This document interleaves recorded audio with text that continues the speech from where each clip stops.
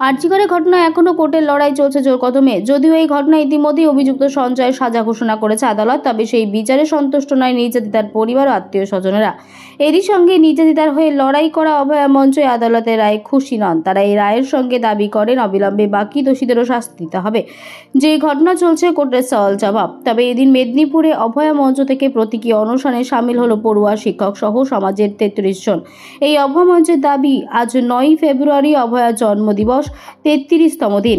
আর সেই অভয়া স্মরণে অনশনে সামিল হয়েছেন তারা। পাশাপাশি গরিব মানুষদের জন্য স্বাস্থ্য মেডিকেল ক্যাম্পও করা হয়েছে, যাতে বিনা পয়সায় মানুষ ট্রিটমেন্টের পাশাপাশি ফ্রিতে ওষুধ পাচ্ছেন এই ক্যাম্প থেকেই।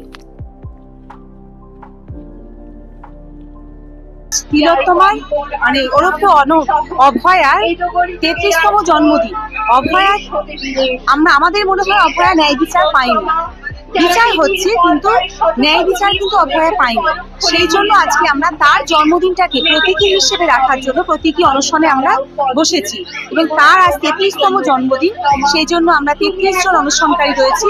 এবং শুধু অভয়া নয়, এই পুরো স্বাস্থ্য দপ্তর যে একদম দুর্নীতিতে ছেয়ে গেছে তার বড় প্রমাণ হচ্ছে কিছুদিন আগে ঘটে যাওয়া মেদিনীপুর মেডিকেলে সেলাইন কাণ্ড, যেখানে আমরা দেখেছি যে ডেট পেরিয়ে যাওয়া সেলাইনের ফলে একজন প্রসূতি মা মারা গেছেন এবং একটি শিশুও মারা গেছেন এবং কয়েকজন চিকিৎসাধীন ছিলেন কলকাতার পিজিতে। তো এই বিভিন্ন এই যে সরকারি যে দুর্নীতিগুলো চলছে, শিক্ষা ক্ষেত্রে তো হচ্ছে, এমনকি স্বাস্থ্য ক্ষেত্রে যে এত রকমের দুর্নীতি, সেই দুর্নীতির বিচার কিন্তু কোনোভাবেই হচ্ছে না। তো স্বাস্থ্য দপ্তরে বেশি রকমের দুর্নীতি আমরা দেখতে পাচ্ছি। সেই জন্য আমরা অভয়াকে স্মরণ করে তার জন্মদিনটাকে আমরা প্রতীকী অনশনের মধ্যে দিয়ে আমরা পালন।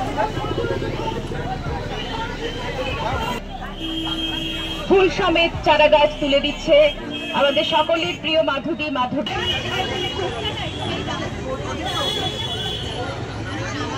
আবারও একটি কবিতা শুনে নেব। জেমিমা হোসেন। ছাত্রীরা মূলত